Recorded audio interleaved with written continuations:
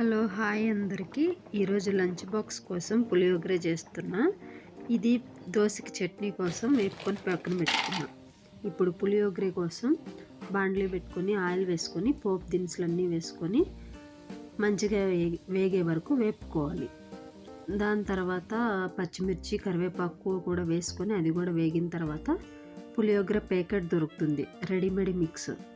ఇంట్లో తయారు చేసుకునే వాళ్ళు అట్లే వేసుకోవచ్చు, రెడీమేడ్ మిక్స్ తీసుకునే వాళ్ళు తీసుకొని అందులో చింతపండు రసం వేసి కొంచెం బెల్లం వేసుకొని బాగా దగ్గర అయ్యే వరకు కలుపుకోవాలి. బాగా దగ్గర పడిన తర్వాత ఆల్రెడీ ఉడికించి పెట్టుకున్న రైస్ని అందులో మిక్స్ చేసి సాల్ట్ అడ్జస్ట్ చేసుకోవాలి.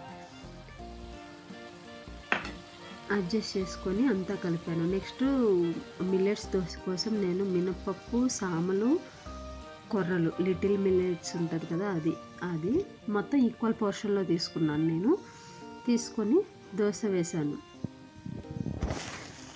Okay, thank you for watching.